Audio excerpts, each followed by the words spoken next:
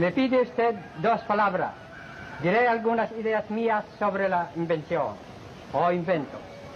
El aparato que usted manipula es maravilloso porque reproduce la figura movible al mismo tiempo que emite el sonido de la voz.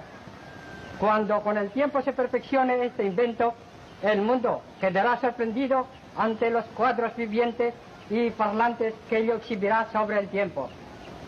La ciencia ha acrecentado el paso acelerado de los adelantos modernos. Por medio de la ciencia conservamos la salud e inclusive devolvemos la juventud a los que le han perdido. La ciencia también ha impulsado los inventos que se dirigen a la destrucción del hombre por el hombre. Estas 2 tendencias contrarias todavía nos dicen que la cantidad de la animalidad en nosotros es muy grande.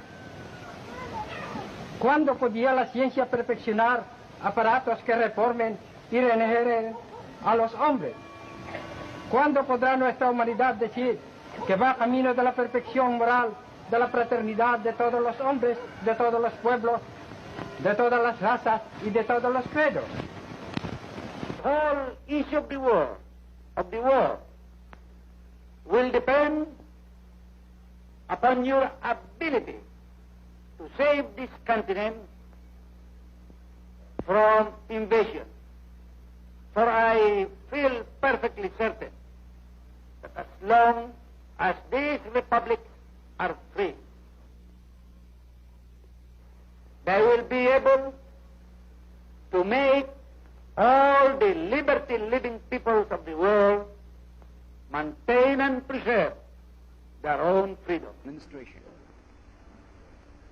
Ika-14 ng Oktubre, taong 1943. Isang taong singkad, buhat noon hanggang ngayon, na naitayo natin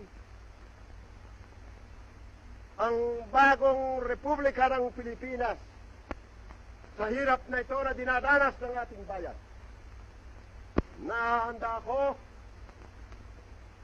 na magpatuloy sa daang makikita ninyo na aking inilalagda sa pamamagitan ng tulong ng aking mga kasamahan sa pamahalaan upang tunay, maging wagas, maging dalisay sa gitna ng isang digmang ngayon idinadaos sa isang sinuko, sa gitna ng kagutuman, sa gitna ng kamatayan, sapagkat ang kamatayan may matamis katulad ng itinuro ng ating mga bayani kung iya'y magbubunga ng isang pag-asa at ng isang adahikain pinagpakamatayan. Supreme Court Justice Jackson swears in Vice President Sergio Osmenia as President of the Philippine Commonwealth in Washington. After Maria, his proud daughter, has congratulated him, the new president signs his oath of office. Senor Osmenia was inducted in... The Filipinos are grateful and have a deep affection for America. Although the color of our skin is brown, the temper of our minds and our beliefs is almost identical with yours. The Philippines, in government system and tradition, is a replica in miniature of the United States. There has been transplanted to a land 10,000 miles across the seas, the seed of American democracy. If a prosperous and free democracy can be built in the Philippines upon the ruins of war, the prestige of America and the American way of life will be raised to towering heights, and the millions of people of the Far East will look to us and to you as their models. Por el cálido recibimiento y por los honores a ella dispensados. La legendaria galantería hispana ha rebasado sus límites, dando al mundo la más hermosa lección de diplomacia, porque toca al corazón. Nada halaga tanto mi vanidad de padre y jefe ejecutivo de la nación como el pensar que el tránsito fugaz de mi hija por tierras españolas ha sido la chispa que ha encendido la hoguera que ha de alumbrar el destino de los dos pueblos. Victory in the Philippine elections. His wife and daughter can now reclaim the one-time mechanic and World War II hero who rose to become constitutional head of the infant Philippine Republic and her 20 million people.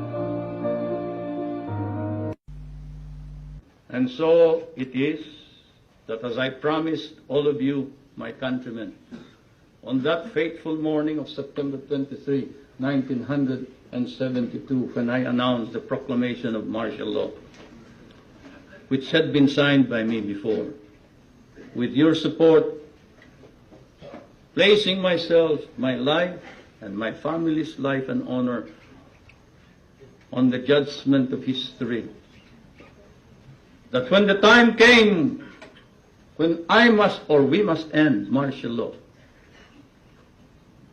and that time could not be foreseen then, I would be the first to move and initiate the termination of martial law.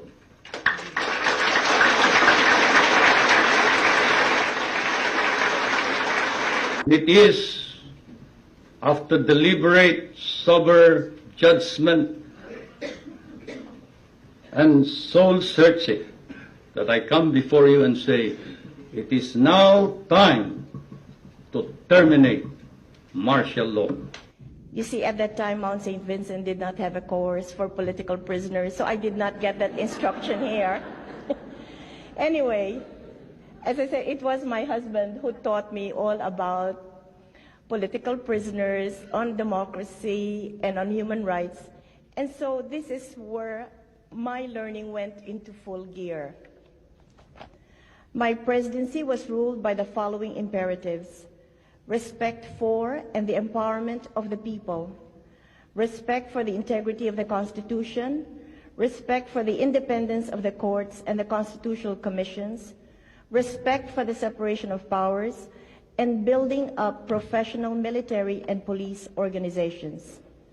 President Ramos's term will be over next year. It is true there are some people who would like him to continue given the economic gains, but I have categorically stated my position that I am against any changes to the Constitution at this time because such a move will be divisive.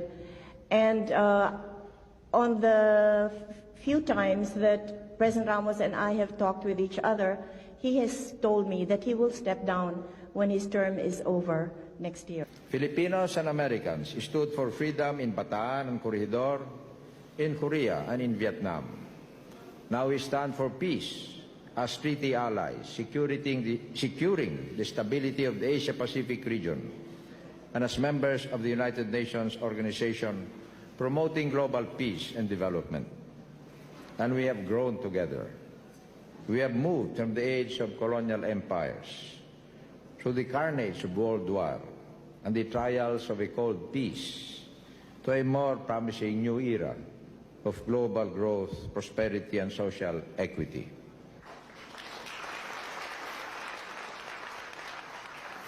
the business community.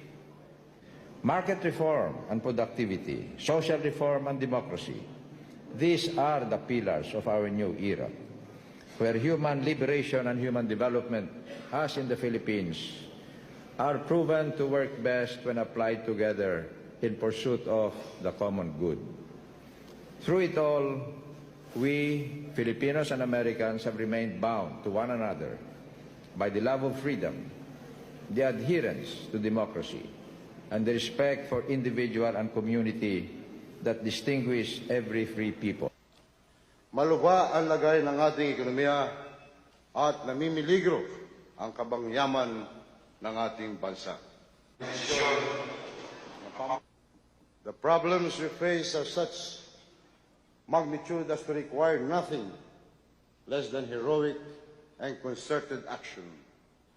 We must move upon them as a single community bound together by common rules that we all agree to respect and obey.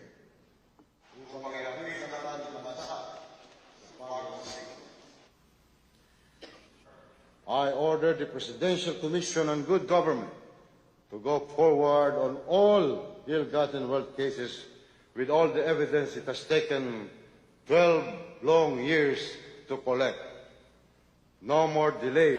My fellow Filipinos, we come together tonight as we approach a hallmark of democracy for our great nation, the smooth transition of power to a new leader. We have just come through a historic election. It was open and it was modern. As a result, we were able to declare winners in hours and days rather than weeks and months. The face of politics in our nation has changed forever. Kahit kaliwat kanan na ang ebidensya ng pagbabago, mayroon pa rin kontra sa dangmatwid. Ang hirit nila, mabagal daw tayo. Kapag sila raw ang naging Pangulo, sigurado gaganda ang buhay. Sa mga medyo maedad po, ang isasagot natin, ganon. Sabay taas raw po ng kilay. Para naman sa kabataan, iba na raw po ang sagot nila sa ganong pahayag. Ang tugon daw ang uso ngayon di wow. Paano nila gagawin ang mga pangakong yan? Ang sagot nila, basta. Nasaan ang detalye at konkreto mga plano? Basta. Paano niyo ipapatupad ang inyong mga pangako? Basta. Pakiramdam yata nila nadadaan sa basta-basta ang solusyon sa ating mga problema. Wala pa rin talagang gamot na naiimbento para sa mga nagbubulag-bulagan at nagbingi-bingihan. I challenge you now. I challenge the Catholic Church. You are full of shit. At mabaho rin kayong lahat. Corruption and all. Yun lang pagtanggap ninyo, paggamit, paghingi ninyo ng pajero. Hindi na kayo nahiya sarili ninyo. Ang kamahal-mahal yung putang ina na maraming Pilipino wala pang kain. Kaya sabi ko, one day, pag hindi na, I will write a book. Hypocrisy.